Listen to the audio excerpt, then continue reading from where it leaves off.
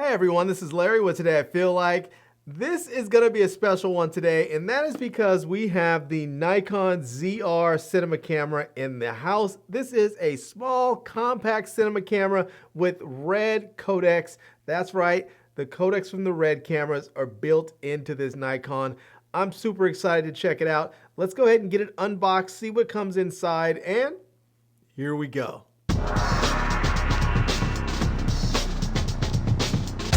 All right, here it is. We can see it says Nikon Red ZR.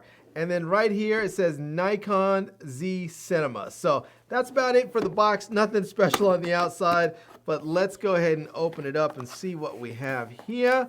And it looks like we are going to get a USB-C to USB-C cable. Seems to be pretty standard with just about any electronic you buy nowadays. And I like that. I like the universality of these USB-C cables. And then let's see here. We have a get started guide right here with Nikon Imaging Cloud. So very nice. We have, let's see, we have some other paperwork, some warranties, all that good stuff. Let's get in here and check this out. And it looks like we are going to get a battery. So for all of you curious, this is going to be a Nikon ENEL15C, an ENEL15C. So if you have other batteries of this nature for maybe one of the other cameras, at least you know if you get the ZR, you're not going to have to worry about buying new batteries. Now, this is my only one because this is my only Nikon camera. So, well, my only Nikon mirrorless camera. I do actually have a Nikon 360 camera somewhere. But anyways, let's put this to the side, see what else we have. So it looks like we're going to get a camera strap, which I am likely never going to use. So we'll just leave this in the box. I never use the branded camera. I shouldn't say never, but rarely do I use the branded camera straps. Partly because I don't like people knowing what I'm walking around with, especially if you have a fairly expensive camera. It just advertises like, hey, I'm walking around with a few $1,000s around my neck, come rob me. So I usually just get like a donkey camera strap that works well and doesn't have anything on it. So, all right, let's get this out. This is going to be the camera, and I think that's it. So let's go ahead. Let me just double check, make sure there's nothing else underneath here. And yep, that's it. All right, let's go ahead, put this back in there, tuck that over there, put that off to the side, and let's get this out and see what this camera is going to look like. And look at that, look at that. It is, you know, it's funny, it looks like a pocket camera. Like, it is so small. Now, it doesn't have a lens on there, but it is so small, it really does look like a pocket camera. It reminds me of like one of the old Canon G series pocket cameras. But we can see here we're gonna have a power button right there. We're going to have a quick photo video switch on there. It does do photos, even though it is a cinema camera. It does do 24 megapixel photos, but I believe there's only a electronic shutter on here. I don't believe there's actually a mechanical shutter on this camera. So then you have a 1, 2, and 3 button. I believe it says one on here says display mode, and then like the plus minus values in there. So we'll have to see how that actually works out. And then here are some slots for camera straps. And I can feel something, it feels like it's moving. Like you can hear or feel, like I thought I felt something jiggling in there. I think maybe it's like the image stabilization system or something in there. You hear that? Yeah.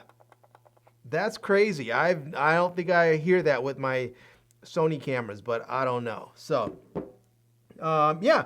Now, one of the things that people talk about this is that it has this nice big screen, and look at the size of that bad boy. It's like 4 inches big. It is a massive screen in comparison to other cameras. In fact, let me see. I have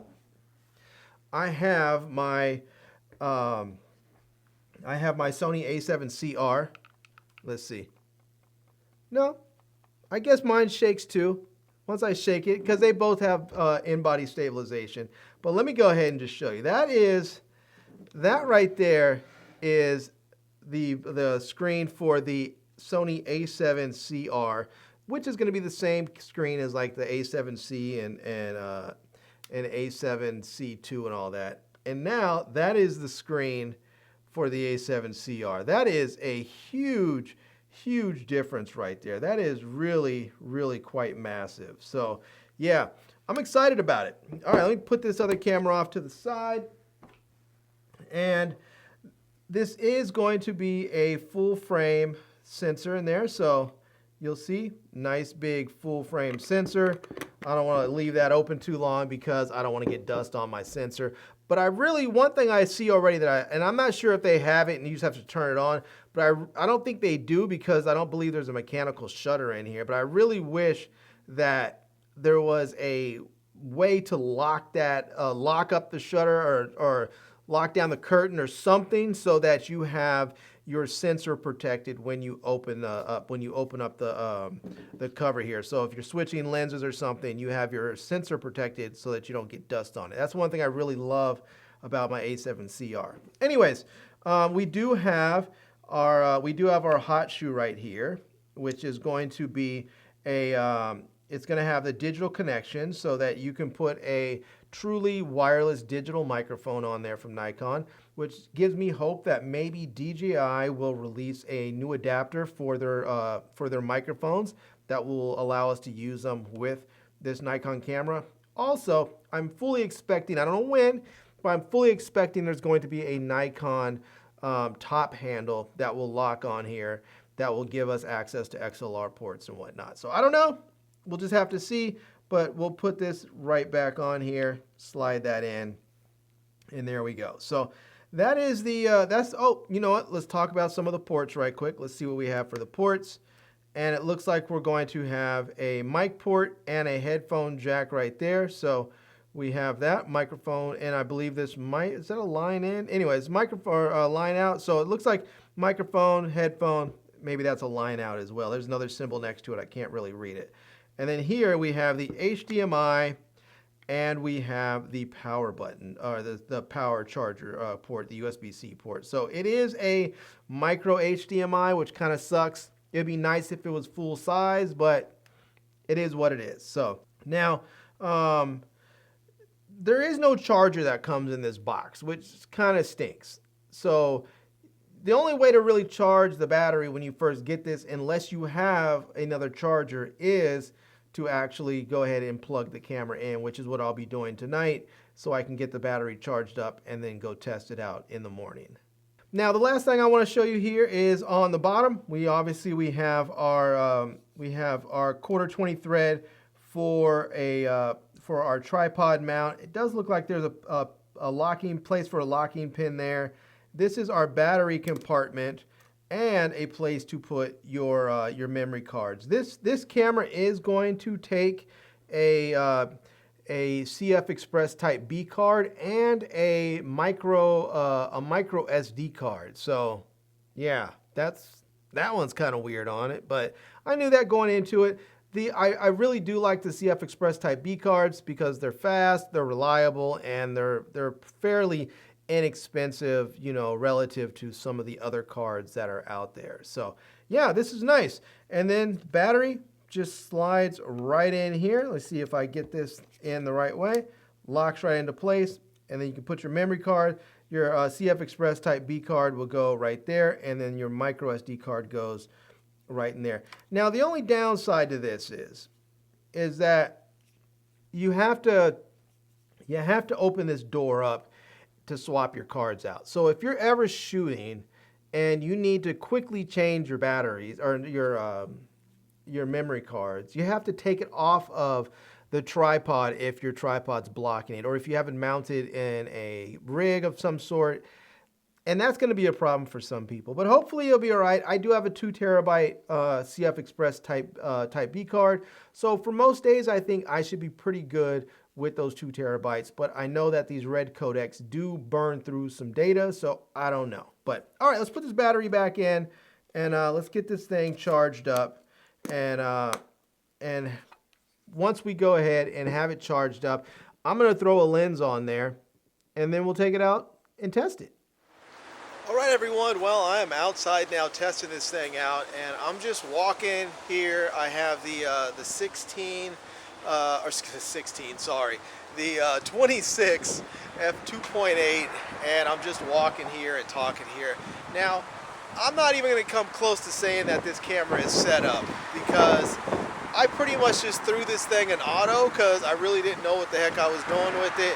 I'm not using an external microphone. I'm just using the built-in mics of the camera, and so we're gonna see what this thing looks like. Now, I will say that you know, if you're filming like this and you're outside and it's a little windy like it is now, it's not the best idea to use the built-in microphones if you don't have a windscreen on there. And so it may be a little noisy, and this is not a what would you call it, a silent internal focusing motor lens. This is, and they say it's an STM lens, which I guess is a stepping motor lens or something, but I've noticed that when it focuses, it really does make a bit of noise. But one thing it seems like this lens has done has it locks on, it sort of locks on, and it holds its focus really well. So at least from what I've seen, and I don't hear the lens moving. So hopefully we're not getting a bunch of internal focusing noise once we started filming here. So yeah, I don't know. Anyways, we'll see what it looks like. Right now it's in auto. It's showing it's at 30 frames a second, or 1/30th of a second at f8, and it's ISO like 1100. The numbers are all over the place. I really should try and make this thing proper. So anyways, this is just a test.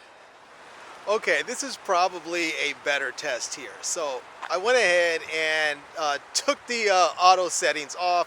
I put it in manual. I'm at, you know, 1/50th of a second, f2.8.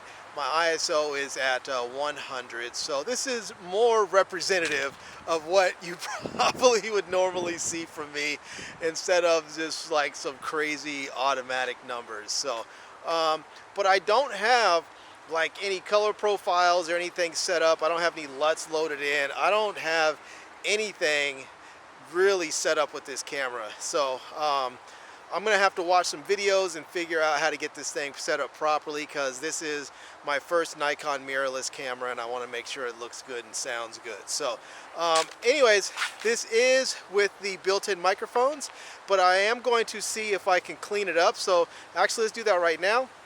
And now what you're hearing is the cleaned up version of this audio, and hopefully it sounds pretty good and it's able to knock down some wind noise and amplify my voice. So anyways, quick sample footage from the Nikon ZR with the Nikkor 26mm f2.8.